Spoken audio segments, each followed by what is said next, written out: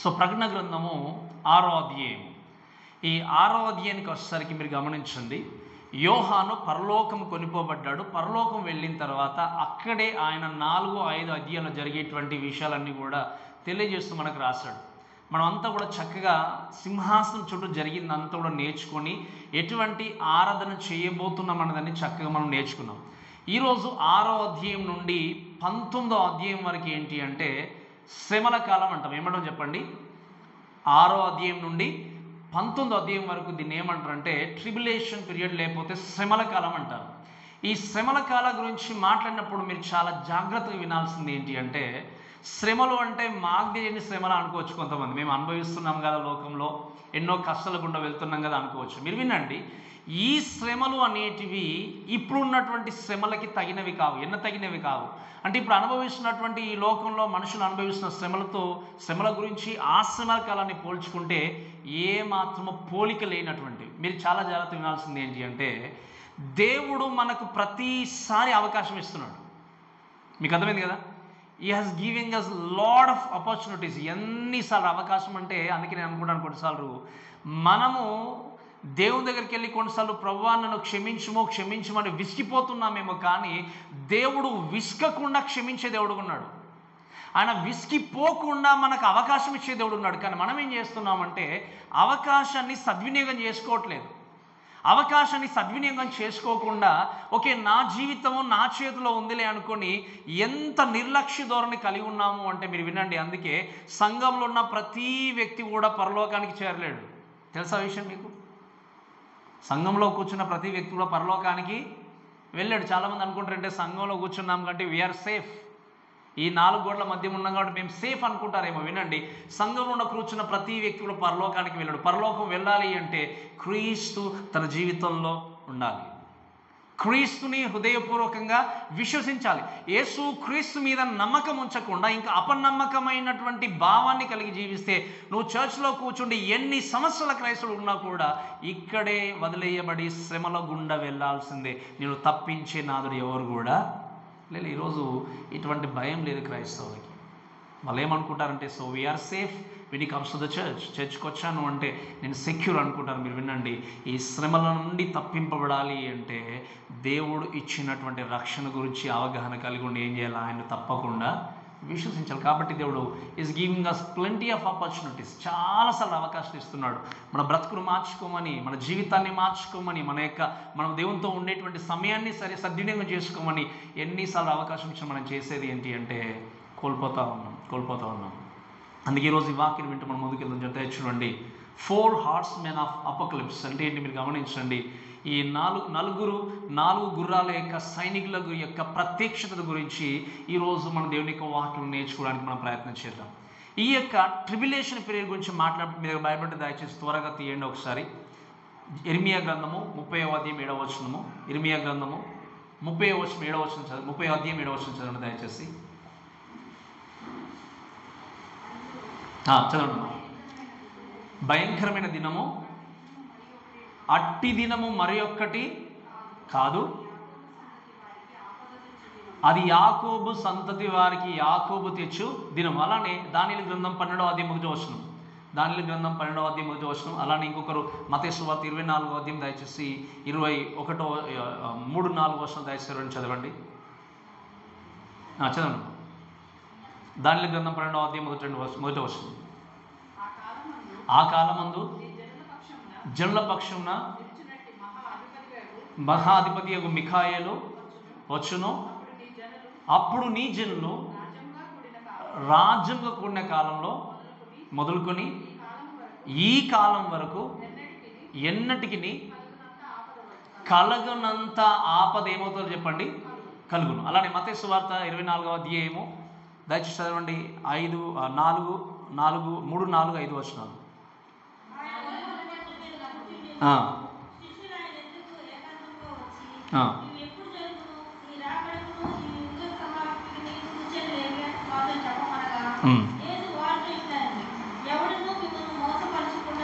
ఎవడును మిమ్మల్ని మోసపరచుకోకుండా చూసుకోండి. అనేకులు నా పేరిట వచ్చి పలువురిని మోసపరచెదరు. యుద్ధములు గూర్చి అలానే ఒక 21వ వచనం చదవండి అంటే, అలానే 21వ వచనము.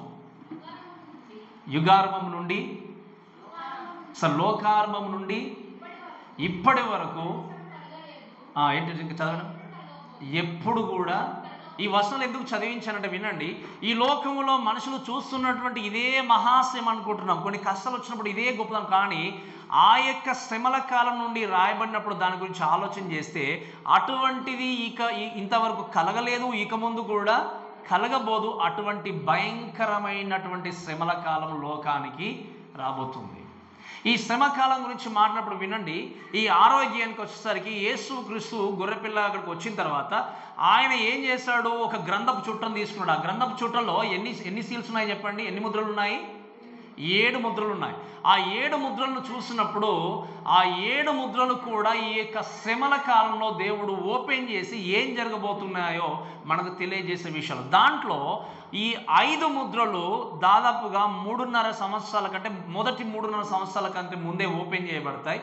తర్వాత ఉండేటువంటి 3.5 సంవత్సరాలు బహు భయంకరమైనటువంటి శ్రమకాలం. అంటే 7 సంవత్సరాల శ్రమకాలంలో 3.5 సంవత్సరాలు ఒకలాగా ఉంటే, ఇంకొక 3.5 సంవత్సరాలు ఇంకా మహాభయంకరమైనటువంటి శ్రమలో లోకంలోనికి రాబోతున్నాయి. కాబట్టి ఈ విషయాన్ని గుర్తుపెట్టుకున్నాక వినండి, ఈ శ్రమల కాలంలోనే 7 ముద్రలు, అంతేకాకుండా 7 బూరలు, అంతేకాకుండా 7 పాత్రలను చూస్తాం. అవి చివరిగా సంభవించేటివి. ఆ యొక్క పాత్రల ద్వారా దేవుడు తన ఉగ్రతను భూమి మీద కుమ్మరించడానికి సిద్ధంగా ఉన్నాడు. ఈ విషయాలు చూస్తూ దయచేసి మనం ముందుకు సాగం. చూడాల్సిన విషయం ఏంటి అంటే, ఈ యొక్క 6వ అధ్యాయం మొదటి వచనానికి వచ్చినప్పుడు ఆ గొర్రెపిల్ల ఆ 7 ముద్రల్లో మొదటి దాన్ని విప్పినప్పుడు నేను చూడగా ఆ 4 జీవుల్లో ఒకటి రమ్ము అని ఉరుము వంటి స్వరముతో చెప్పుట వీటిని. సో మన లాస్ట్ వీక్ గారికి ఏంటి అంటే, ఎవరైనా ఓపెన్ చేయగలరా అని అనుకున్నప్పుడు యేసుక్రీస్తు వచ్చిన తర్వాత ఆయన యోగ్యత కలిగిన వ్యక్తిగా దాన్ని ఓపెన్ చేయడానికి వచ్చినప్పుడు యేసుక్రీస్తు రాగానే అప్పుడు మొదటి ఈ 4 జీవులు ఉన్న మొదటి జీవి వచ్చేసి ఏం చేశాడు, ఇక్కడికి రమ్ము అని యోహాను పిలిచాడు. పిలిచిన తర్వాత మీరు చూస్తే ఉరుము వంటి స్వరంతో చెప్పడం వింటిని, మరియు నేను చూడగా ఇదిగో ఒక తెల్లని గుర్రము కనబడెను, దాని మీద ఒకడు విల్లు పట్టుకొని కూర్చుండి ఉండెను, అతనికి ఒక కిరీటం ఇయ్యబడెను, అతడు జయించుటకు బయలు వెళ్ళెను. మీరు చాలా జాగ్రత్తగా వినండి. ద ఫస్ట్ హార్స్, మొట్టమొదటి గుర్రం. ఈ మొట్టమొదటి గుర్రాన్ని గురించి మనం మాట్లాడినప్పుడు తెల్ల గుర్రం మీద ఒక వ్యక్తి వచ్చినట్టుగా చూస్తాం. మీరు వినండి చాలా జాగ్రత్తగా. తెల్లది అనేసరికి తెల్ల గుర్రం పైన ఒక వ్యక్తి వస్తుంది అనేసరికి చాలామంది ఏం చేస్తారంటే క్రీస్తు కావచ్చు అనుకునేవారు ఉంటారు. ఎందుకు అంటే మనందరికి ఒక బండ గుర్తులాగా ఏముంది లోపల అంటే, తెల్లది అంటే అది నిజంగా పరిశుద్ధంగా ఉండిపోయింది అనుకొని ఏం చేస్తామంటే తెల్లని వస్త్రాల ద్వారా కానీ తెల్లని విషయాల ద్వారా, అంటే తెల్లని వస్త్రాలు ధరించి ముందుకు వెళ్తున్నప్పుడు ఇంకా ఏ లోపము లేదనుకునేటువంటి స్థితిలో ఉండేవారు ఉంటారు. కానీ గమనించండి, ఇక్కడ ఈ వచ్చేటువంటి ఈ వ్యక్తి గురించి మాట్లాడినప్పుడు ఏంటి అంటే, తెల్లని గుర్రం పైన వచ్చే వ్యక్తి విల్లు పట్టుకొని కూర్చుని ఉండేను, అతనికి ఒక కిరీటం ఇయ్యబడెను, అతడు జయించుటకు ఏం చేస్తాడు చెప్పండి, వెళ్ళెను అని దేవుని యొక్క వాక్యం చూస్తాం. సో ఈ యొక్క వ్యక్తి గురించి మాట్లాడినప్పుడు మీరు చాలా జాగ్రత్త వినండి. ఈ వ్యక్తి ఏంటి అంటే మ్యాన్ ఆఫ్ డిసిప్షన్. అంటే ఏంటి, మోసం చేసే వ్యక్తి, ప్రిటెండ్ చేసే వ్యక్తి. ఇంకా చెప్పాలి అంటే సమాధానము నేను మీకు ఇస్తాను అని చెప్పేసి ఏం చేస్తున్నాడు అంటే లోకంలోనికి వస్తున్నాడు. కాబట్టి ఈ యొక్క గుర్రాన్ని గురించి మాట్లాడినప్పుడు ఈ యొక్క గుర్రం మీద గురించి మాట్లాడి చూసే విషయం ఏంటి అంటే, మీరు చాలా జాగ్రత్త వినండి. ఈ వ్యక్తి అంత్యక్రీస్తుగా మన దేవుని యొక్క వాక్యంలో చూడవచ్చు. అంత్యక్రీస్తు గురించి మాట్లాడినప్పుడు అంటే ఇంకా చెప్పాలి అంటే నకిలీ క్రీస్తు. ఏంటి చెప్పండి, అందుకే 5వ అధ్యాయం మనం చదువుకున్నాం, నా పేరిట అనేకమైన అబద్ధ బోధకులు లోకంలోనికి మీరు వస్తారు, కాబట్టి మీరు ఏం చేయండి, మోసపోకుండా జాగ్రత్తగా ఉండండి. ఈ వ్యక్తి ఏం చేశాడు, నకిలీ క్రీస్తుగా గుర్రం మీద, చక్కటి తెల్లని గుర్రం మీద ఏం చేస్తున్నాడు, చక్కగా వచ్చాడు. ఈ వ్యక్తి గురించి మాట్లాడినప్పుడు మీరు చూస్తే చాలా జాగ్రత్తగా వినండి. ఈ వ్యక్తి ఆ తెల్లని గుర్రం మీద వచ్చి వాక్యంలో ఇంకా రాయబడిన మాట ఏంటి అంటే, ఆ విల్లు పట్టుకొని కూర్చుండు ఉండేనని చూస్తున్నాం వాక్యం. ఏమని చెప్పండి, విల్లు అంటే తెలుసు కదా మీకు, బాణం పట్టుకొని ఉన్నాడు ఆయన. ఈ మాట వినండి, మీకు సమాధానం కలుగుతుంది లోకమంతటా అని చెప్పేసి సమాధానంతో ఎంటర్ అయ్యాడు. ఎంటర్ అయిన తర్వాత బాణం ఉంది, కానీ బాణానికి తగినటువంటి ఏముండాలి చెప్పండి, ఏముండాలి, విల్లు ఉంది వాళ్ళ దగ్గర. సరే, విల్లు ఉంది కానీ బాణాలు ఉండాలి. విల్లు ఉంది కానీ యారోస్ లేవు. అంటే ఏంటి, కేవలము ఒక ఇది విల్లు పట్టుకొని వచ్చాడు, కానీ దాని విల్లును వేయాలి అంటే ఏముండాలి తన దగ్గర? ఈ బాణాలు, తర్వాత లేకపోతే యారోస్ ఉండాలి. కానీ తన దగ్గర ఏముంది?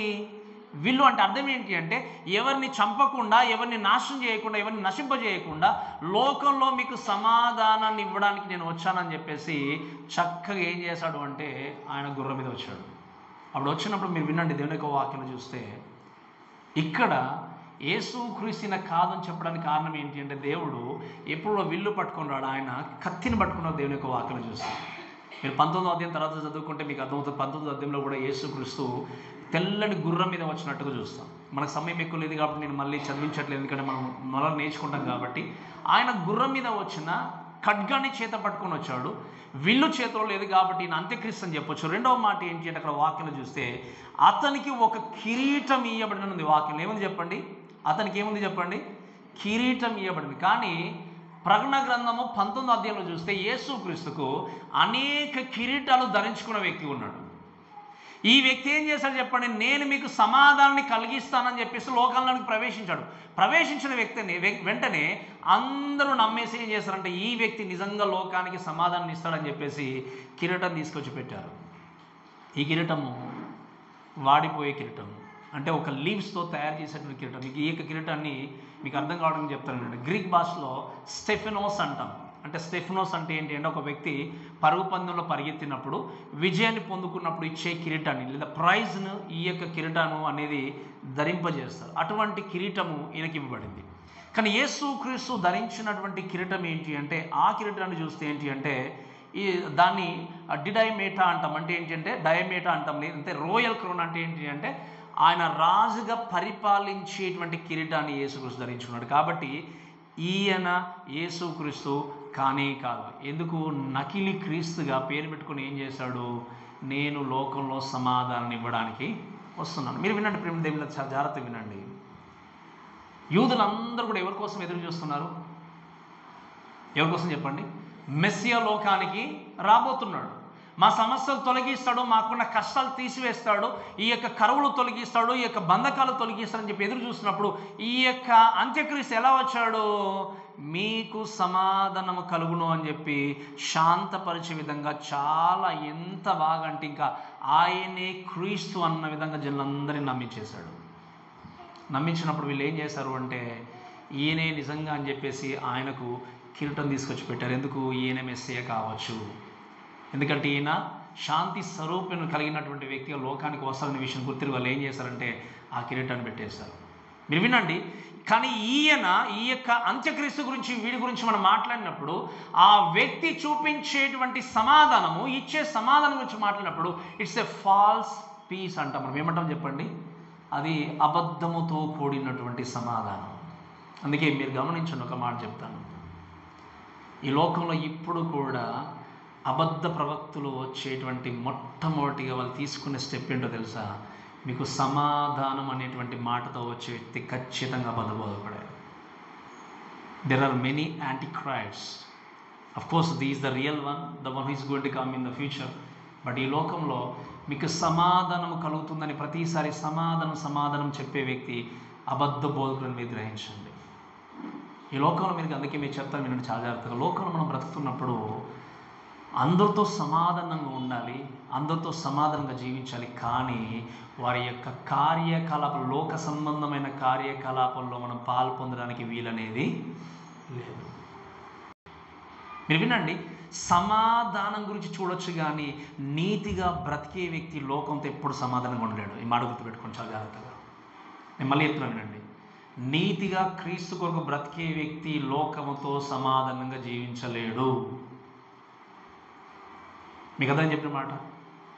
లోకంతో ఉన్న మనుషులతో సమాధానంగా బ్రతుకు ముందుకెళ్ళినా కూడా లోకంలో ఉన్నటువంటి కార్యకలాపాలు ఇన్వాల్వ్ కానప్పుడు నువ్వు ఖచ్చితంగా దేవునికి దూరం, అంటే శత్రువుగానే, మనుషులకు శత్రువుగానే కనిపిస్తావు. నువ్వు ఎంత ప్రయత్నం చేసి వెళ్ళినా కూడా నువ్వు ఫాల్స్ పీస్ గురించి పరిగెత్తి, లేకపోతే అబద్ధమైన సమాధానం గురించి పరిగెత్తి, తాత్కాలికంగా ఉండేటువంటి సమాధానం కోసం పరిగెత్తి నువ్వు ముందుకెళ్ళినప్పుడు మీరు వినండి, నువ్వు దేవుడిచ్చే సమాధానాన్ని ఏమాత్రం పొందుకోలేవు. ఈ లోకంలో మనుషులందరూ కూడా సమాధానం కోసం పరిగెత్తి మీరు వినండి, అబద్ధమైన బోధకుల యొక్క మాయలో చిక్కుకుంటున్నారు. అందుకే ఈరోజు మీరు గమనించండి, ఎంతమంది బయటకు వస్తున్నారంటే మామూలుగా. నిన్న ఒక పోస్ట్ నేను చూశాను, డబ్బును పిలిపించుకుందాం రండి అనేటువంటి కాన్ఫరెన్స్ పెట్టారు వాళ్ళు. ఏంటి చెప్పండి, దాని హెడ్డింగ్ ఏంటి చెప్పండి? డబ్బును పిలిపించుకుందాం రండి అట. దాని యొక్క హెడ్డింగే అసలు ఎవరు ఎక్కడ చూడలేదు మనం. అంటే మీరు ఇక్కడికి వస్తే మేము డబ్బులు పిలుచుకుందాం, మనం ప్రార్థన చేసాను పెట్టారు, కింద మళ్ళీ స్కానర్స్ పెట్టారు. ఏం స్కానర్స్? Type scanners. మనుషులు ఏమవుతారు? ఈ తాత్కాలికమైన ఆనందం కొరకు, సమాధానం కొరకు కుప్పలు కుప్పలుగా పరిగెత్తాం. కానీ వినండి, ఒకరోజు యేసు క్రీస్తు లేకపోతే ఈ యొక్క మధ్యాకాశానికి వచ్చినప్పుడు మిమ్మల్ని తప్పించే వ్యక్తి ఎవరు? అందుకే నేను చెప్పాను, చర్చిలో కూర్చున్న ప్రతి వ్యక్తి పరలోకానికి వెళ్ళాడు. ఈరోజు మీకు నమ్మకం ఉందా? నిజంగా ఖచ్చితంగా ఈ శ్రమల కాలంలోకి వెళ్లకుండా యేసుక్రీస్తు ఖచ్చితంగా ఎత్తబడతానని చెప్పేసి నమ్ముకోని వ్యక్తి, క్రీస్తు విశ్వసించిన వ్యక్తి ఖచ్చితంగా శ్రమల కాలంలోనికి వెళ్ళాల్సిందే. అందుకే మీరు చూడండి, ఈ వ్యక్తి ఏం చేశాడు అంటే ఆ విధంగా తీసుకెళ్ళి టెంపరరీ పీస్ని అందించి, మీరు గమనించండి, ఇస్రాయేల్ జనాంగానికి అరబ్స్కి వీళ్ళ మధ్యలో మంచి ఏం చేశాడో సంబంధాన్ని చేకూర్చి టెంపుల్ మనం కడదాం రండి అని ముందుకు వస్తాడు. వచ్చినప్పుడు ఏం చేస్తారు? ఈయనే నిజమైన క్రీస్తు అని ఈజీగా నమ్మేస్తారు. మీకు అర్థమైంది కదా? టెంపుల్ కడదామని చెప్పేసి వాళ్ళ మధ్యలో చక్కటి సఖ్యత ఏర్పాటు చేసుకొని ఆ విధంగా ముందుకు వెళ్ళి అన్నీ చేసినప్పుడు మీరు వినండి, but the world will make him as a ruler అనుకున్నప్పుడు, ఒక క్రౌన్ ఇచ్చి ముందుకు తీసుకెళ్ళినప్పుడు, బట్ ఆ తర్వాత అర్థమయ్యేది ఏంటి అంటే is the most evil dictator of ruler అనే విషయం అర్థమవుతుంది. ఈ విషయం మీకు బాగా అర్థం కావాలి అంటే 1920s ఆ టైంలో 25-30s చూస్తే అడాల్ఫ్ హిట్లర్, మీకు తెలుసు కదా, హిట్లర్ గురించి విన్నారు కదా చాలా మట్టుకు. హిట్లర్ ఏం చేశాడు అంటే ఆ కాలంలో ప్రపంచం అంతటిని శాంతిని వర్తింపజేస్తానని చెప్పేసి అంత స్పెషల్ యూరోప్ కంట్రీస్తో ఒప్పందం చేసుకుంటూ వెళ్ళాడు.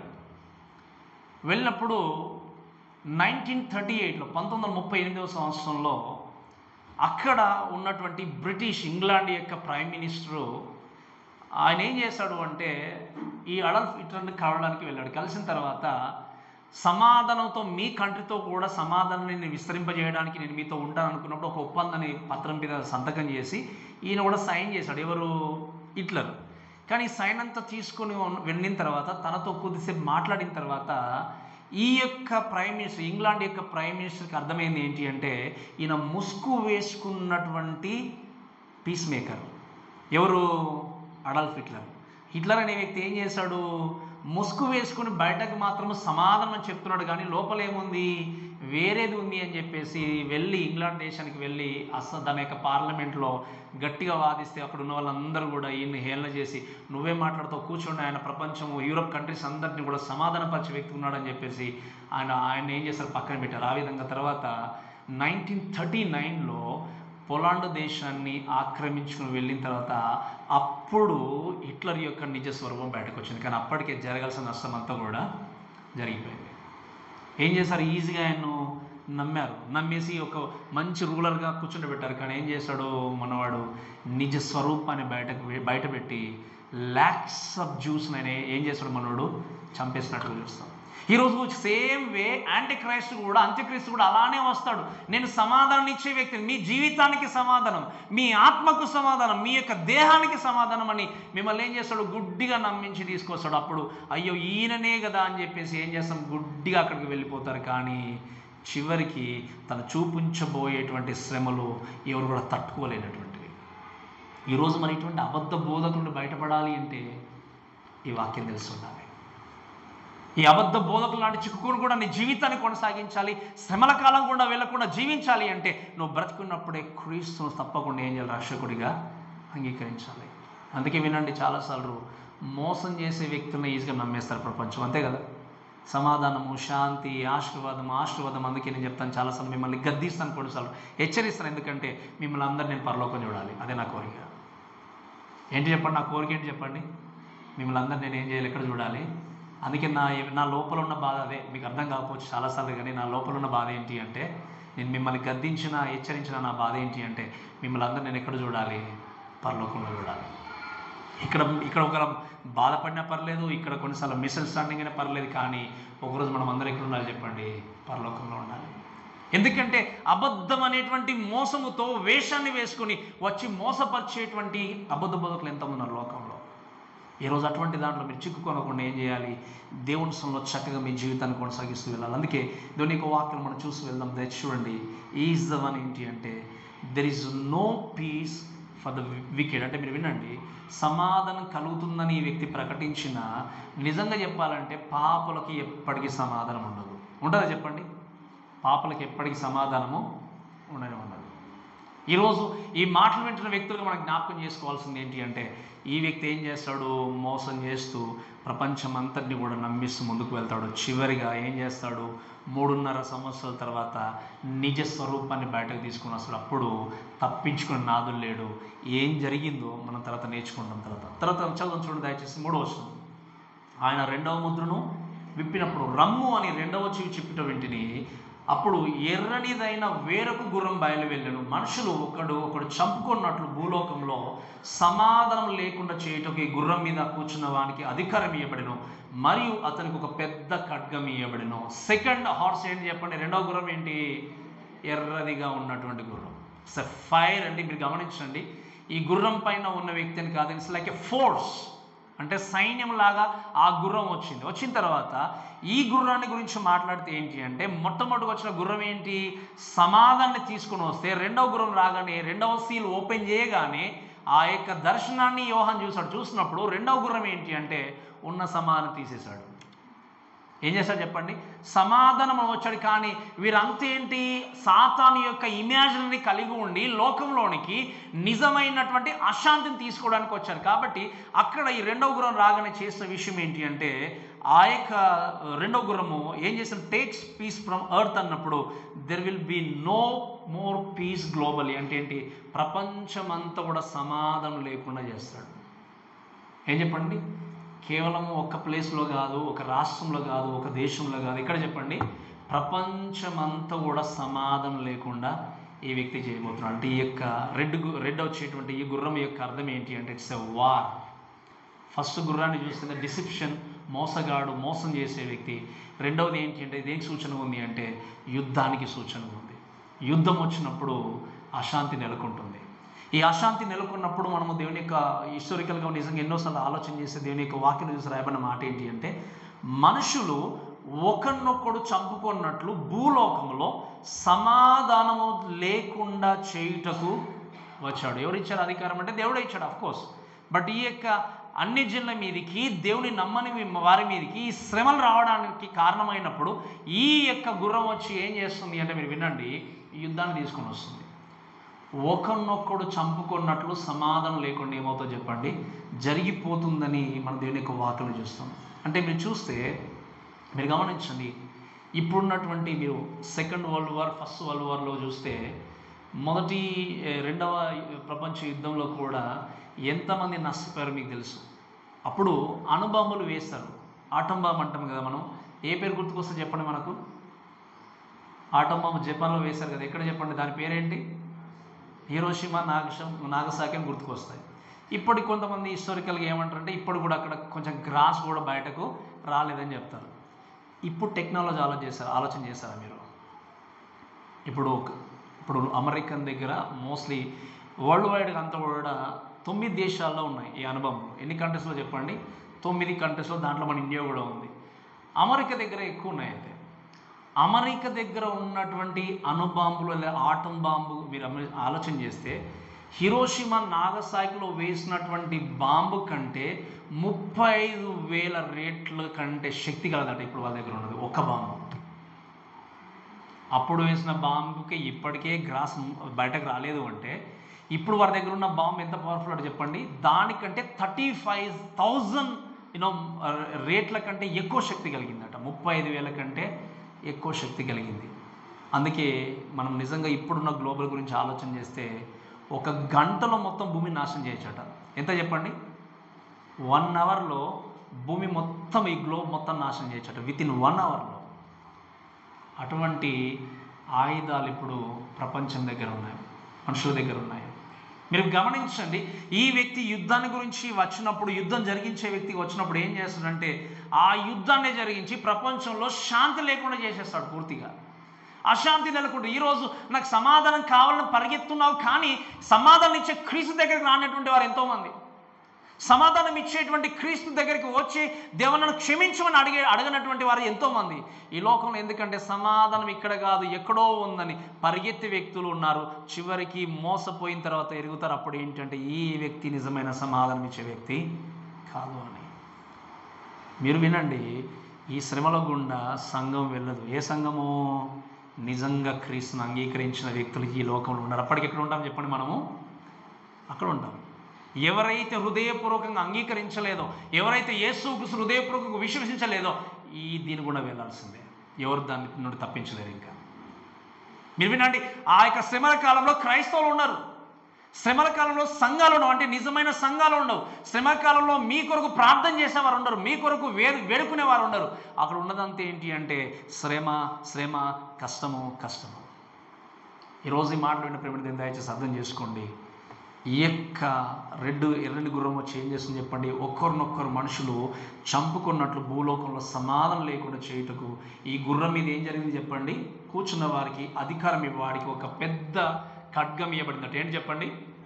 ఈ పెద్ద ఖడ్గం గురించి మాట్లాడితే దీన్ని మచారియా అంటాం. మచారియా అంటే ఏంటి అంటే పెద్ద ఖడ్గం. అంటే చాలా పెద్ద ఖడ్గం కాదు. వాళ్ళకి సైనికులకి ఏంటి అంటే ఆ ఖడ్గము సైజులో చిన్నగా ఉంటుంది, కానీ ఆ ఖడ్గము ద్వారా ఏ విధంగా ఎంత షార్ప్గా ఎంత చక్కగా దాంతో యుద్ధం చేసి గెలుస్తారు అంటే అది ప్రతి సైనికుడికి ఇవ్వబడుతుంది ఆ కాలంలో.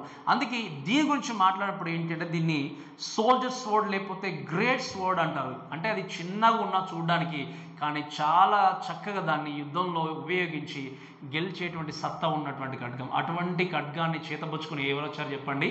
ఈ ఎర్రని గుర్రం పైన యుద్ధాన్ని తీసుకొని వచ్చారు.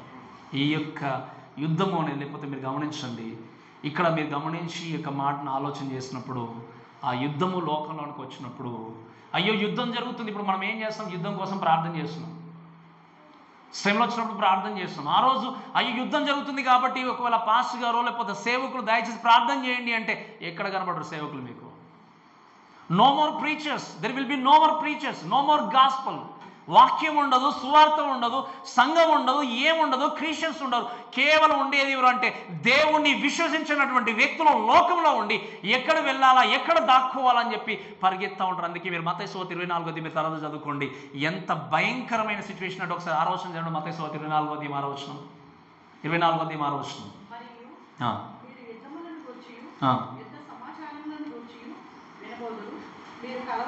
వినండి, మీరు యుద్ధంలో కూర్చి యుద్ధ సమాచారం కూర్చి వినబోదురు. కాబట్టి ఎక్కడ చూసినా ఏముంటా చెప్పండి? కలవరము, యుద్ధములు, ఇవన్నీ జరుగుతూ ఉంటాయి. ఆ రోజు దేవా మమ్మల్ని రక్షించమని పరిగెత్తినా కూడా ఎక్కడ కూడా మీకు దేవుడు కనిపించడు. ఎక్కడ కూడా మీ కొరకు ప్రార్థన చేసే వ్యక్తులు కనబడరు. ఎక్కడ కూడా మీ యొక్క బాధను ఓదార్చే వ్యక్తులు కనబడరు. ఎంత హరిబుల్స్ కైండ్ ఆఫ్ డేస్ ఒకసారి ఆలోచన చేయండి. ఆ డేస్ గురించి ఇక్కడ మనము విన్నది చెప్తున్న దానికంటే ఆ రోజు ఉండబోయేది మహాభయంకరమైనటువంటి. అందుకే దేవుడు అన్నాడు అటువంటి రోజు ఇప్పటికి రాదు, ఇక యుగం ముందు ఎప్పటికి కూడా ఉండబోదని చెప్పాడు. కాబట్టి ఆ రోజు నుండి తప్పింపబడాలి అనే విషయం గుర్తుపెట్టుకొని ఈరోజు చక్కగా జీవితాన్ని నిర్మించుకుంటూ వెళ్ళాల్సిందిగా ప్రభువుని మనం చేస్తూ ముందుకు వెళ్తున్నాను. కాబట్టి ఇక్కడ దేవుని యొక్క వాక్యంలో చూస్తే దయచేసి వినండి, అక్కడ ఉన్నటువంటి ఆ యొక్క జనాంగము they will fight without hope. మీకు అర్థమని చెప్పిన మాట, they will fight without hope. ఈరోజు మనం ఫైట్ చేస్తున్నాం లోకంతో. దేని కొరకు? ఒక నిరీక్షణ ఉంది మనకేంటి? ఒకరోజు ఖచ్చితంగా యేసుక్రీస్తు లోకానికి రాబోతుంది. కానీ ఆ రోజు ఆ జనులు ఫైట్ చేసేదానికి నిరీక్షణ లేదు, నమ్మకం లేదు, ఎక్కడ వెళ్తామో తెలియదు, ఏమవుతుందో తెలియదు, హోప్ లేకుండా, నిరీక్షణ లేకుండా ఆ రోజు ఉండాల్సిందే. కాబట్టి అటువంటి సిచ్యువేషన్ నుండి బయటపడాలి, ఆ యొక్క శ్రమల గుండా వెళ్ళకుండా ఉండాలి అంటే ఈరోజు నీ జీవితాన్ని ఏం చేయాలి? దేవుడికి అప్పగించుకోవాలి. అంతేకాకుండా లెట్స్ గో టు థర్డ్, మూడవ ముద్రను ఓపెన్ చేసినప్పుడు జరిగిన సంఘటన చూద్దాం. చూడండి 5వ వచనం దయచేసి.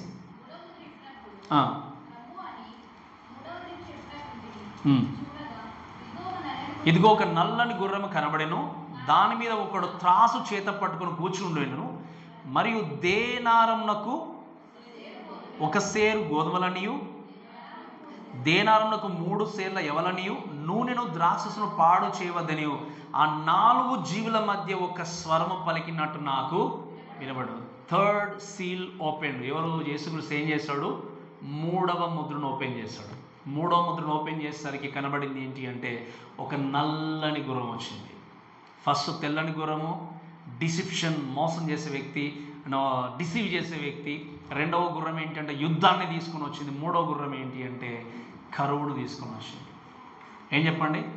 నల్లని గుర్రానికి మీరు తర్వాత చదువుకోండి, మీకు టైంను బట్టి మీరు వెళ్ళి చదువుకోవచ్చు. లెమెంటేషన్ అంటే విలాప వాక్యం 5వ అధ్యాయం 8వ వచనంలో చూస్తే నల్లని అనేటువంటిది కరువుకు సూచనగా ఉన్నట్టుగా మనం చూస్తాం. మీరు తర్వాత చదువుకుంటే మీకు అర్థమవుతుంది. కాబట్టి ఇక్కడ వినండి, ఈ యొక్క కరువు గురించి, కరువును తీసుకుని వచ్చినప్పుడు వాక్యాలు చూస్తే 4 జీవుల మధ్య కూర్చున్న వ్యక్తి ఒక స్వరం పలికినట్టు నాకు కనబడిన అంటే దేవుడు అంటున్నాడు, దేవుడు పిలుస్తుంది ఏంటి అంటే నూనెను ద్రాక్షరసను పాడు చెయ్యకు అన్నాడు. ఏమన్నాడు చెప్పండి?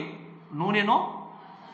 ఈ యొక్క గుర్రాన్ని గురించి మాట్లాడినప్పుడు, కరువును తీసుకుని వచ్చినప్పుడు వాక్యంలో రాయబడిన మాట ఏంటి అంటే ఆ యుద్ధము ఆ యొక్క గుర్రం పైన వచ్చిన వ్యక్తిని చూడగా ఇదిగో, ఇక్కడ మాటకు రాయబడింది బిహోల్డ్ అంటాం ఇంగ్లీష్లో. ఫస్ట్ సీల్ ఓపెన్ చేసినప్పుడు ఆ మాట లేదు, సెకండ్ సీల్ ఓపెన్ చేసినప్పుడు మాట లేదు, మూడవ ముద్ర ఓపెన్ చేసరికి ఏముంది చెప్పండి? ఇదిగో. నువ్వు ఖచ్చితంగా అబ్జర్వ్ చేయి, చూడు అన్నప్పుడు ఇదిగో ఏముంది వాక్యంలో చూస్తే ఒక నల్లని గుర్రం ఉండి కనబడిను, దాని మీద ఒకడు త్రాసు చేత పట్టుకొని కూర్చుండిన దేవుని యొక్క వాక్యం చూస్తున్నాం. ఈ యొక్క స్కేల్ గురించి మాట్లాడేది ఏంటి అంటే మీరు వినండి చాలా జాగ్రత్తగా.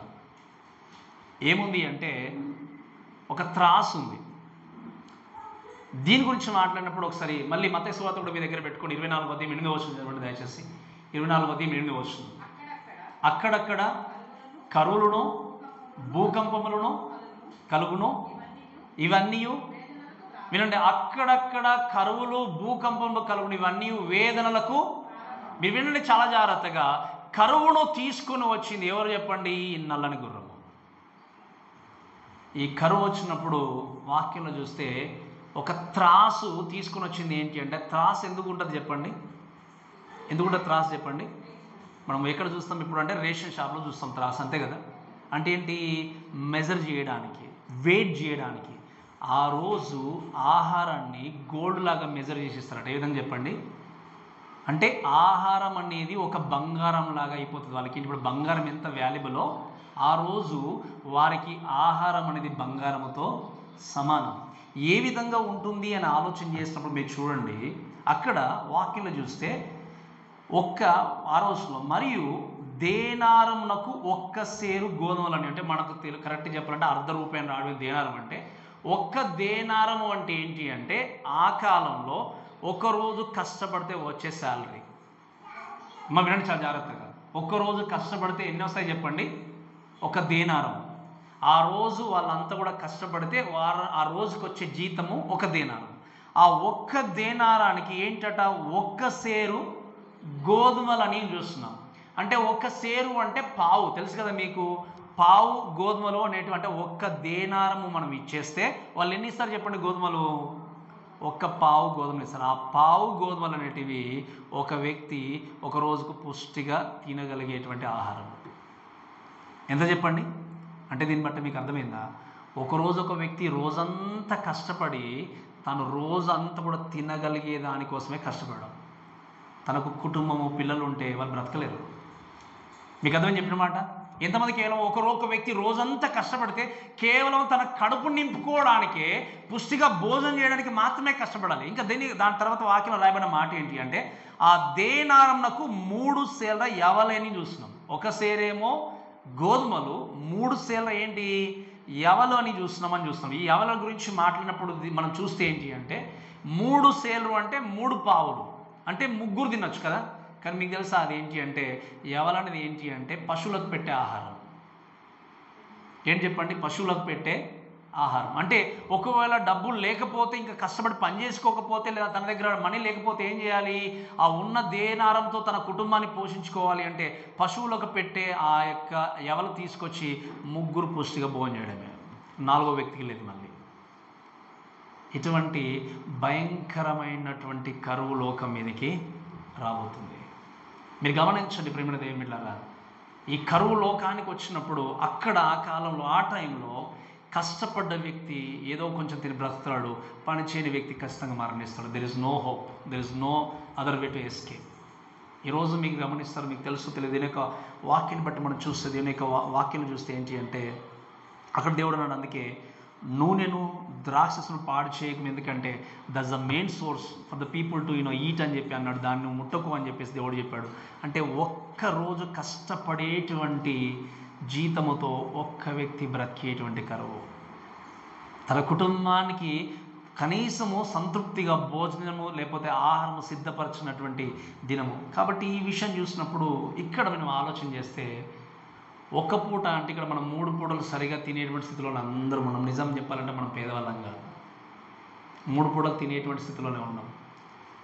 కానీ మీరు గమనించండి, హిస్టారికల్గా ఆలోచన చేస్తే దాదాపుగా ఎవ్రీ 3.6 సెకండ్స్కి అట ఒకరు చనిపోతున్నాడు ఆకలితో ప్రపంచంలో. ఎంతమంది చెప్పండి?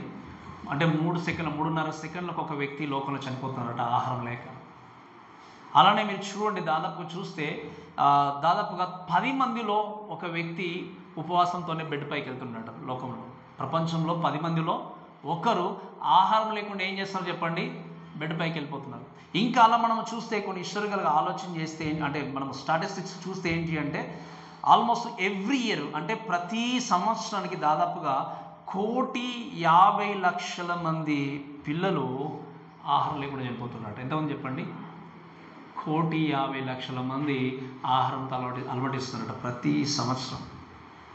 పెద్దవాళ్ళు 40,00,000 మంది అట ప్రతి సంవత్సరము ఆహారం లేకుండా మరణించారు. ఈ విషయాలన్నీ చూస్తే మీరు వినండి, చాలా మట్టుకు మనం చూస్తే ఈ యొక్క విషయాలన్నీ కూడా వీటి గురించి మాట్లాడినప్పుడు, ఏమీ తినడానికి లేకుండా కరువుతో వారి జీవితాన్ని కొనసాగించినప్పుడు, ఇప్పుడున్నటువంటి ఈ ప్రపంచాన్ని గురించి మనం మాట్లాడినప్పుడు, అందుకే you do not worry about what to eat and what to drink. ఏమి తిందుమా ఏమి త్రాగుదామని వరీ కాకండి. I just wanted to say, worry about your soul. మీ ఆత్మ కోసం వరీగండి.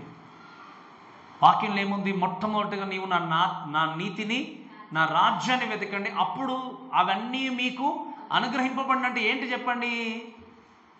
వాక్యంలో ఏముంది? ఏమి తిందుమో ఏమి త్రాగుదామో అని మీరు ఆలోచన చేయకండి. ఎందుకంటే ఆ వాక్యంలో చూస్తే ఆకాశ పక్షులను చూడండి, అవి విత్తవు కోయవు, అటువంటి వాటిని పోషిస్తున్నటువంటి దేవుడు మిమ్మల్ని పోషించకుండా ఉంటాడని చెప్పాడు. కాబట్టి ఈరోజు నువ్వు ఏమి తినాలి, ఏమి త్రాగాలి, ఏ విధంగా కుటుంబాన్ని కట్టుకోవాలని పరిగెత్తుతూ ఉన్నావు చాలా దూరం. కానీ వినండి, మీరు మొట్టమొదటిగా వెతకాల్సింది, మీరు ఆలోచన చేయాల్సింది, మీరు వరీ కావాల్సింది ఏంటి అంటే, నేను మరణిస్తే నా ఆత్మ దేవుని దగ్గరికి వెళ్తుందా లేదా? నేను ఈ క్షణంలో ఒకవేళ మరణిస్తే పరలోకం నేను వెళ్తానా లేదా? దీని గురించి మీరు ఆలోచన చేయాలి. మీరు వినండి, ఇది కనుక నిశ్చయిత లేకపోతే మీరు ఖచ్చితంగా 7 ఏళ్ల శ్రమల కాలంలోనికి వెళ్ళాల్సింది, ఎవరు మిమ్మల్ని తప్పించేవారు లేరు. Maybe you think you have a time. అందుకే చెప్పాను, మళ్ళీ జ్ఞాపకం చేస్తున్నాను, సంఘంలో కూర్చున్న ప్రతి వ్యక్తి పరలోకానికి చేరలేడు. సంఘంలో కూర్చున్న ప్రతి వ్యక్తి పరలోకానికి చేరలేడు.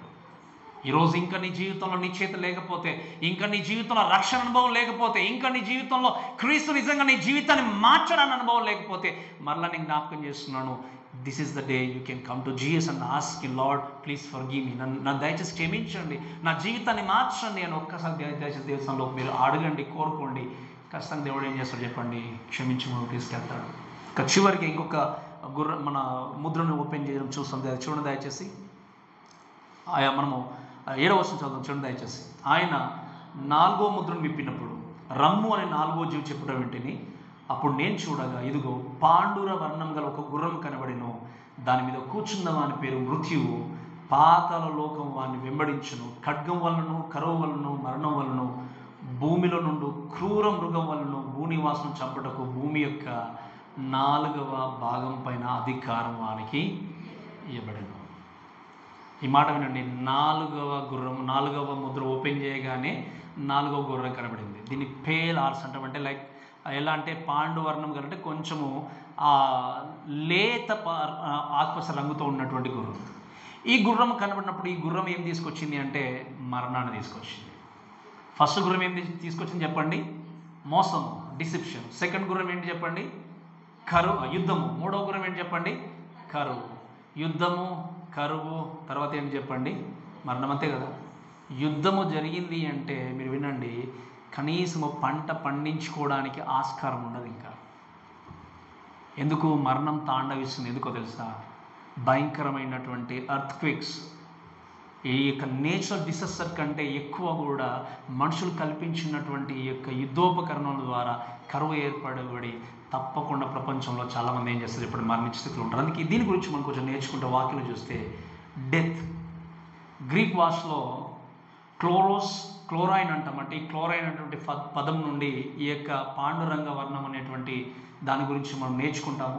అయితే ఈ గుర్రాన్ని గురించి చూస్తే దాని మీద కూర్చున్న వాని పేరు ఏంటంటే చెప్పండి, మృత్యువు. సో ఈ యొక్క గుర్రము ఏం తీసుకొచ్చింది, మరణాన్ని తీసుకొచ్చింది. ఈ మరణాన్ని తీసుకొచ్చినప్పుడు ఈ మరణము తర్వాత దాని వెనకాల ఏం ఫాలో చేసింది చెప్పండి, ఏముంది వాక్యంలో చదవండి దయచేసి. అక్కడ వాక్యం చదవండి 9వ వచనం ఏముంది, అక్కడ 8వ వచనంలో ఆ మృత్యు పాతాళ లోకం వాణ్ణి వెంబడించాడు. సో ఎవరైతే నిజంగా మరణానికి లోన్ అవుతారో నెక్స్ట్ ఏంటి, వెంటనే నరకానికి హెల్కి వెళ్ళాల్సిందే, లేకపోతే ఆ బరియల్ గ్రౌండ్లోనికి వెళ్ళాల్సిందే. తప్పించే అవకాశము ఇంకా లేనే లేదు. తప్పించడానికి ఎవరు కూడా మీ పక్షం నిలబడే వాళ్ళు ఆ రోజు లేదు. అందుకే మనము 11వ వచనంలో చూస్తే 10వ వచనంలో చూస్తే ఒక మాట రాయబడింది ఏంటి అంటే, వారు అంటే ఆ స్థితిలో ఉన్నవారు ఏమంటారో చెప్పండి, వారు నాదా సత్యస్వరూపి పరిశుద్ధుల ఎందాక తీర్పు తీర్చక మా రక్తము నిమిత్తం భూమి వాసులకు ప్రద్దన్న చేయకుందు అని బిగ్గరగా 3.5 సంవత్సరాలు అయిన తర్వాత అప్పుడు తెలిసి వస్తుంది ఏంటి అంటే, ఈ వచ్చిన అంత్యక్రీస్తు నిజమైన క్రీస్తు.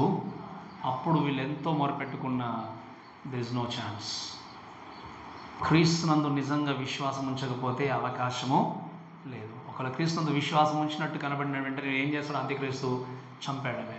ఈ విధంగా మనం ఆలోచన చేసి చూస్తే ఆ డెత్ హెల్ గురించి మాట్లాడినప్పుడు చూస్తే దాదాపుగా మీరు చూడండి, ఆ రోజు అంటే ఆ యొక్క దినమున ఆ రోజు దాదాపుగా మీరు ఈ యొక్క వచ్చే ఈ డెత్ను బట్టి 1/3 ఆఫ్ ఎర్త్ అంటే 1/3 of population of people will die. అంటే దాదాపుగా 150 కోట్ల మంది చనిపోతారట. మోర్ దెన్ ఎంతమంది చెప్పండి, 150 కోట్ల మంది.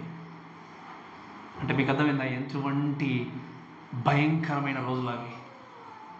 ఈరోజు ఇవన్నీ గుర్తిరగి ఇవన్నీ కూడా తెలుసుకోనకుండా క్రీస్తుని పక్కన పెట్టి మీరు ముందుకెళ్తే చూడండి, ఇటువంటి శ్రమల నుండి తప్పించినది ఎవరు కూడా లేరు. అందుకే నేను త్వరగా ముగిస్తాను చూడండి. అదే 10వ వచనంలో మరి 8వ వచనంలో చూస్తే పాతాళ లోకం అని వెంబడించినప్పుడు ఖడ్గం వలను కరువు వలను. ఖడ్గము అన్నప్పుడు మనం చూసాం, 2వ సీల్ ఓపెన్ చేసినప్పుడు యుద్ధము ద్వారా ఎలా జరిగిందో చూసాం. అలానే కరువు అంటే మనం ఆల్రెడీ 3వ ముద్ర విప్పినప్పుడు చూసాం ఎటువంటి కరువు ఉంటుంది. తర్వాత ఏమని రాయబడి చెప్పండి, మరణం వలను భూమిలో నుండి క్రూర మృగములను భూనివాసం చంపడకు భూమి యొక్క 4వ భాగం పైన అధికారము ఇవ్వబడిను. అంటే మీరు చూస్తే ఈ యొక్క డెత్ గురించి మాట్లాడడం. అందుకే మీకు చెప్పాను, ఈ మరణం అనేది చెప్పాలి అంటే ఒకరినొకరు చంపుకోవడం కంటే యుద్ధాలు జరగడం ద్వారా మీరు చూడండి, ఇప్పటికీ ఆ కాలంలో 2వ ప్రపంచ యుద్ధంలో జరిగినప్పుడు ఇప్పటికి కూడా సరైనటువంటి గడ్డి గ్రాస్ అక్కడ మొలలేని స్థితిలో ఉన్నప్పుడు మరి పంట పండించడానికి కూడా అవకాశం లేదు ఆ రోజు. ఇంకా ఎందుకు ఎక్కడ చూసినా కూడా యుద్ధమే. మీకు చెప్పినట్టుగా ఇప్పుడున్నటువంటి టెక్నాలజీతో పోల్చుకుంటే ఎంతో భయంకరమైనటువంటి వెపన్స్ కలిగి ఉన్నటువంటి వ్యక్తులు యుద్ధం చేసినప్పుడు, అన్నీ జరిగినప్పుడు, యుద్ధాల గుండా వెళ్ళినప్పుడు, కరువు వచ్చినప్పుడు పంట పండించడానికి కూడా వెళ్ళలేదు. ఇంకేమవుతుందో చెప్పండి, కరువుతో వాళ్ళు ఏం చేయాలి, అలమటిస్తూ ముందుకు వెళ్ళినప్పుడు యుద్ధము చేయడం ద్వారా లేదా నేచురల్గా ఈ యొక్క భూకంపాలు లేకపోతే ఇవి కలగడం కంటే వీళ్ళు చేసే యుద్ధాల ద్వారానే ఖచ్చితంగా భూకంపాలు వస్తాయి, కరువులు ఏర్పడతాయి. తినడానికి తిండి లేని సమయంలో ఏం జరుగుతుంది చెప్పండి, వీళ్ళు మరణం గుండా వెళ్ళాల్సిందే. అందుకే ఇంకా వాక్యంలో ఏముంది అంటే, ఇంకొక మాట, క్రూర మృగములను అని వాక్యం ఏముంది చెప్పండి, వైల్డ్ బీస్ట్ అంట. క్రూర మృగములు అంటే ఏమనుకుంటున్నారు చెప్పండి మీరు? క్రూర మృగములు అంటే ఏమనుకుంటున్నారు? మీకు తెలుసా దేని గురించి దేవుడు ఇక్కడ పోల్చి మాట్లాడు తెలుసా మీకు? ఎలుకల కోసం. వినారు మీరు ఈ మాట? క్రూర మృగములు అంటే ఏదో లయనో లేకపోతే ఏదో పులియో మనం ఏమనుకుంటాం, కానీ ఎలుకల గురించి మాట్లాడినప్పుడు ఎలుకలు ఎంత భయంకరమైనవి అంటే మీరు చూస్తే ఒకసారి యూరప్ అంటే కాంటినెంట్ అంతా కూడా మీరు ఆలోచన చేస్తే బొబోనిక్ అనేటువంటి ఒక తెగులు తీసుకొచ్చినప్పుడు దాదాపుగా భూమి అంతట్లో 3% మంది చనిపోయారట యూరప్ ఖండంలో మొత్తం. ఎవరు తీసుకొచ్చారు ఈ వ్యాధి?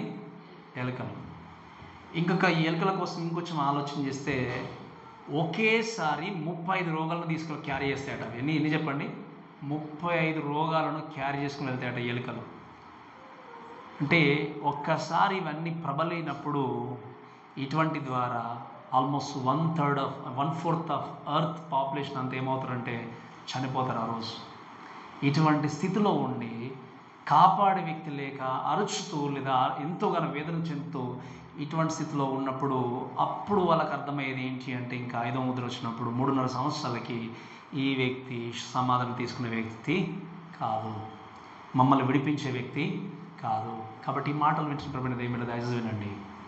ఈరోజు నాకు ఇంకా సమయం ఉంది అనుకుంటూ చాలాసార్లు నిర్లక్ష్య ధోరణి కలిగి జీవిస్తున్నారు. అందుకే నేను చెప్తాను, ఎప్పుడు ఒక మాట అంటాను కదా, మనం ఎప్పటి వరకు ఉంటామో, ఎంతకాలం ఉంటామో, ఎప్పుడు మరణిస్తామో మనకు తెలియదు. మన కళ్ళ ముందు కూడా ఇప్పుడే మాట్లాడి నెక్స్ట్ మూమెంట్లో చనిపోయిన వారిని మనం చూస్తున్నాం. There is no guarantee for your life, guarantee లేదు. But my question again is to you, ఈ గ్యారంటీ లేని లైఫ్లో ఈరోజు నువ్వు ఖచ్చితంగా మరణిస్తే దేవుడితో ఉంటాను అనుకుంటేనే ఖచ్చితంగా నువ్వు ఏం చేయగలవు, నీ రక్షణ విషయంలో కొనసాగుతూ ముందుకెళ్ళగలవు. లేని పక్షమును క్రీస్తు ఒకల మధ్యాకాశానికి ఇప్పుడు వచ్చాడు అంటే నిజంగా రక్షింపబడిన వ్యక్తి ఎక్కడికి వెళ్తాడు చెప్పండి? మధ్యాకాశంలోనికి. రక్షింపబడిన వ్యక్తి ఈ శ్రమల కాలంలోనికి వెళ్ళాల్సిందే. అందుకే నేను మీకు చెప్పాను మొట్టమొదటిగానే, I wanted to see you all in heaven. My desire ఏంటి చెప్పండి, నా కోరిక ఏంటి చెప్పండి? మిమ్మల్ని అందరినీ పరలోకంలో చూడాలి. అదే నా కైండ్ ఆఫ్ డిజైర్, నా వేదన, నా బాధ. ఎవరు కూడా మిస్ కాకూడదు, అదే నా తాపత్రయం. కాబట్టి వినండి, ఈరోజు సంఘంలో కూర్చున్న ఎన్నో చర్చెస్లో ఎన్నో సంఘాలు చూస్తున్నాము. కొంతమంది చూసినప్పుడు ఎంత వేదన, ఎంత బాధ అంటే సరైన వాక్యాన్ని గుర్తిరగకుండా, వాక్యాన్ని అర్థం చేసుకోకుండా, కేవలం దేవుణ్ణి నమ్ముకున్న మందికి మీకు పోస్టులు పెట్టాను నిన్న. వాక్యాన్ని నమ్మేవాళ్ళు కోకొలలో, పాటించేవాళ్ళు చాలా తక్కువ. ఈరోజు మీరు నమ్మేవాళ్ళుగా కాదు ఉండాల్సిందే, వినేవాళ్ళుగా కాదు ఉండాల్సిందే. ఎలా ఉండాలి చెప్పండి? పాటించే వాళ్ళుగా ఉండాలి. పాటించే వాళ్ళుగా ఉంటేనే పరలోకంలో చోటు, పాటించే వాళ్ళకు ఉంటేనే దేవుని దగ్గర దేవునితో మనం జీవించగలం. కాబట్టి ఈ భయంకరమైనటువంటి ఈ శ్రమల నుండి తప్పింపబడతాం ఎప్పుడు అంటే క్రీస్తును నీవు సొంత రక్షకునిగా నీవు అంగీకరిస్తేనే. లేకపోతే నమ్ముకున్న వ్యక్తి మధ్యాకాశానికి, దేవుని విశ్వసించిన వ్యక్తి శ్రమల కాలం గుండా వెళ్తాడు. ఆ రోజు ఉండని మనం నేర్చుకున్నవి కొద్ది మట్టుకే, కానీ ఆ రోజు ఉండబోయేటువంటి మహాభయంకరం ఉండబోతున్నాయి. కాబట్టి నెక్స్ట్ వారంలో మనము 5వ ముద్ర, 6, 7 ముద్రలు ఇవన్నీ కూడా చూస్తాం. ఇంకా రాబోయేటువంటి ఆ వర్ణన అంతా కూడా చూస్తూ ఉంటే దాని గురించి మనం వింటూ ఉంటే, అందుకే వాక్యం చూస్తాం, అటువంటి రోజు ఎప్పుడు ఇంకా రాలేదు, రాబోదు కూడా. అందుకే వాక్యం చూస్తాం, మీరు ఉన్న చోటుని వదిలేసి మీరు కొండలకు పారిపోమంటాడు వాక్యం చూస్తే యేసుక్రీస్తు. అందుకే ఆయన అన్నాడు, మోసపోకుడి, అనేకమైన వ్యక్తులు నా పేరిట వచ్చి నేనే క్రీస్తునని చెప్తారని చెప్పాడు. ఈరోజు మోసపోకుండా ఉండాలి అంటే ఈ సత్యమైన వాక్యం కొరకు మీరు పాటుపడండి. అందుకే చెప్తాను, మీ జీవితం ఎప్పుడు ముగిసిపోతుందో మీకు తెలియదు. నేను మరలా అడుగుతున్నాను, మీ జీవితం ఎప్పుడు ముగిసిపోతుందో మీకు తెలియదు. మీ జీవితం మీరు ముగించుకున్నలోగా మీరు దేవునితో ఉండాలన్న నిశ్చయత మీరు కలిగి ఉండాలి. అంతకు మించిన గొప్ప భాగ్యం మీ జీవితంలో లేదు, అంతకు మించిన గొప్ప సంపాదన ఇంకేది కూడా మీ జీవితంలో లేదు. అటువంటి నిశ్చయత కలిగి ఉండి, ఆ దేవుడిని ఒకవేళ ఈరోజు నీకు కనుక అటువంటి నిశ్చయత లేకపోతే, నీకు అటువంటి నిజంగా ఆ కాన్ఫిడెంట్ లేకపోతే, ఈరోజు దేవుడు అవకాశం ఇస్తున్నాడు. మరొక్కసారి జీఎస్ పిలుస్తూ ఉన్నాడు ఏంటంటే, కమ్ టు మీ. అదేమన్నా దేవుడు, నా దగ్గరికి రండి, నేను మీకు ఏం చేస్తాను, విశ్రాంతినిస్తాను, మిమ్మల్ని క్షమిస్తాను అన్నాడు. అందుకే మనం పొద్దున విన్నాం, ఆయన క్షమించే దేవుడు, ఆయన పాప భారాన్ని తీసివేసే దేవుడు ఆయన. ఈరోజు నిజంగా నీకు నిశ్చయిత లేకపోతే దేవుని దగ్గరికి వచ్చి ఆయన దగ్గర కూర్చుండి గోజాడి, ప్రభువా నన్ను క్షమించి మీ కుమార్తెగా కుమారుడిగా నన్ను మార్చుకోండి, మీతో పాటు నేను ఎల్లకాలం జీవించాలి ప్రభువా అని ఒక చిన్న ప్రార్థన చేయండి. ఖచ్చితంగా దేవుడు మిమ్మల్ని ఏం చేస్తాడు, తన కుమారుగా మార్చుకుంటాడు. కాబట్టి ఈ మాటను మన దేవుడు దీవించి ఆశీర్వదించును గాక. ఆమేన్.